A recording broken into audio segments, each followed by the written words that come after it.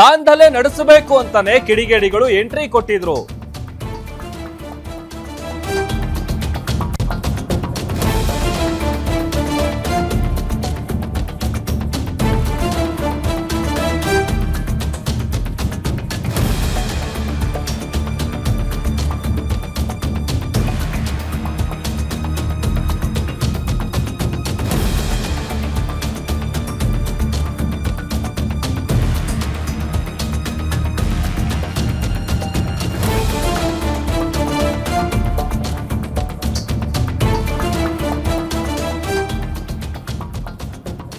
ನೋಡಿ, ಬಳ್ಳಾರಿಯಲ್ಲಿ ಮೊನ್ನೆ ಹೊಸ ವರ್ಷದ ದಿನ ಏನು ವಾಲ್ಮೀಕಿ ಪುತ್ಥಳಿ ಅನಾವರಣದ ವಿಚಾರಕ್ಕೆ ಸಂಬಂಧಪಟ್ಟಂತೆ ಬ್ಯಾನರ್ ಗಳನ್ನ ಅಳವಡಿಸ್ತಾ ಇದ್ರು. ಬಳ್ಳಾರಿ ಭಾಗದಲ್ಲಿ ಎಲ್ಲಾ ಕಡೆನೂ ಹಾಕ್ತಾ ಇದ್ರು.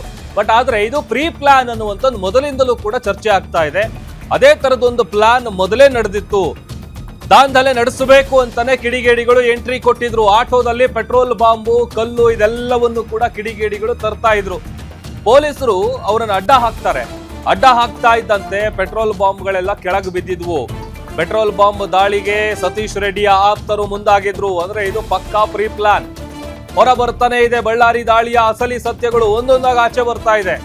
ಯಾಕಂತಂದ್ರೆ ಆಫ್ಟರ್ ಆಲ್ ಒಂದು ಸಣ್ಣ 20x20 ಬ್ಯಾನರ್ ವಿಚಾರವಾಗಿ ಒಂದು ಗಲಾಟೆ ಆಗುತ್ತೆ. ಅಷ್ಟು ಬೇಗ ಅಷ್ಟು ಜನ ಅಲ್ಲಿ ಸೇರ್ತಾರೆ, ಬೇಕು ಅಂತಲೇ ಕಲ್ಲು ತೂರಾಟ ನಡೆಸ್ತಾರೆ.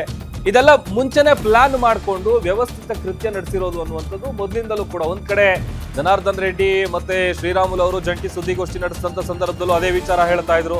ಆಮೇಲೆ ಯಾವಾಗಲ್ಲಿ ಫೈರಿಂಗ್ ಆಗುತ್ತೆ, ಈ ತರದ ಕಲ್ಲು ತೂರಾಟ ನಡೆಯುತ್ತೆ, ಪೆಟ್ರೋಲ್ ಬಾಂಬ್ಗಳನ್ನೆಲ್ಲ ತಗೊಂಡು ಬಂದು ದಾಳಿ ಮಾಡೋದಕ್ಕೆ ಪ್ಲಾನ್ ಮಾಡಿದ್ರು ಅನ್ನುವಂಥ ವಿಚಾರಗಳು ಗೊತ್ತಾಗ್ತಾ ಇದೆ. ಇದೆಲ್ಲವೂ ಕೂಡ ಮೊದಲೇ ಪ್ಲಾನ್ ಮಾಡಿಕೊಂಡು ಬೇಕು ಅಂತಲೇ ಅಲ್ಲಿ ಗಲಾಟೆ ಮಾಡಬೇಕು ಅಂತೇಳಿ ಪ್ಲಾನ್ ಮಾಡಿಕೊಂಡು ಬಂದಿರುವಂತ ವಿಚಾರ. ಒಂದೊಂದೇ ಸತ್ಯಗಳು ಬಳ್ಳಾರಿಯಲ್ಲಿ ನಡೆದಂತಹ ಈ ಒಂದು ಗಲಭೆ ಕೇಸ್ಗೆ ಸಂಬಂಧಪಟ್ಟಂತೆ ಒಂದಲ್ಲ ಒಂದು ಟ್ವಿಸ್ಟ್ಗಳು ಸಿಗ್ತಾ ಇದೆ. ಆರಂಭದಲ್ಲಿ ಮಿಸ್ಫೈರ್, ಯಾಕಂತಂದ್ರೆ ಸಹಜವಾಗಿ ಅಲ್ಲಿ ನಡೆದಂತಹ ಗಲಭೆ ಸಾಕಷ್ಟು ಅನುಮಾನಗಳಿಗೆ, ಸಾಕಷ್ಟು ಪ್ರಶ್ನೆಗಳಿಗೆ ಎಡೆ ಮಾಡಿಕೊಡ್ತಾ ಇದೆ. ಅದಾದ ನಂತರದಲ್ಲಿ ಒಂದೊಂದೇ ವಿಡಿಯೋಗಳು ಕೂಡ ವೈರಲ್ ಆಗೋದಕ್ಕೆ ಶುರು ಆಯಿತು. ಆತ ಗಲಾಟೆ ಎಲ್ಲಿ ನಡೀತಾ ಇರುತ್ತೆ ಅಲ್ಲಿ ಬಿಟ್ಟು ಜನಾರ್ದನ್ ರೆಡ್ಡಿ ಅವರ ನಿವಾಸದ ಕಡೆಗೆ ಫೈರ್ ಮಾಡುವಂತ ವಿಚಾರ.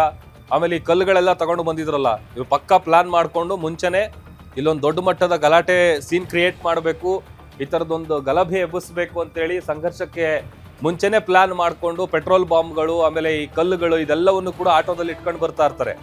ಯಾವಾಗ ಪೊಲೀಸರು ಅವರನ್ನು ತಡೀತಾರೆ ಆಗ ಒಂದಷ್ಟು ಪೆಟ್ರೋಲ್ ಬಾಂಬ್ಗಳು ಏನ್ ತಂದಿರ್ತಾರೆ ಅದೆಲ್ಲ ಕೆಳಗೆ ಬಿದ್ದಿರೋದು ಕೂಡ ಈಗ ಗೊತ್ತಾಗ್ತಾ ಇದೆ. ಹಾಗಾಗಿ ಒಂದ್ ಕಡೆ ಈ ರಾಜಶೇಖರ್ ರೆಡ್ಡಿ ದೇಹಕ್ಕೆ ಹೋಗಂತಹ ಬುಲೆಟ್ ಅದು ಯಾರ ಗನ್ನಿಂದ ಬಂದಿದ್ದು ಅನ್ನುವಂಥ ವಿಚಾರ ಕೂಡ ಈಗ FSL ರಿಪೋರ್ಟ್ ಇಂದ ದೃಢಪಟ್ಟಿದೆ. ಅತ್ತ 3 ಮಂದಿ ಖಾಸಗಿ ಗನ್ಮ್ಯಾನ್ಗಳನ್ನ ವಶಕ್ಕೆ ಪಡೆದು ತನಿಖೆಯನ್ನ ಚುರುಕುಗೊಳಿಸಿದ್ದಾರೆ.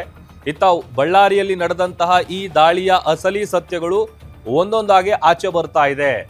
ಸತೀಶ್ ರೆಡ್ಡಿ ಅವರ ಆಪ್ತರು ಬೇಕಂತಲೇ ಪ್ಲಾನ್ ಮಾಡಿಕೊಂಡು ಈ ತರದೊಂದು ಕೃತ್ಯ ನಡೆಸಬೇಕು ಅಂತೇಳಿ ಪ್ರಿಪೇರ್ ಆಗಿ ಬಂದಿದ್ರು ಅನ್ನುವಂಥ ವಿಚಾರ ಈಗ ಗೊತ್ತಾಗ್ತಾ ಇದೆ.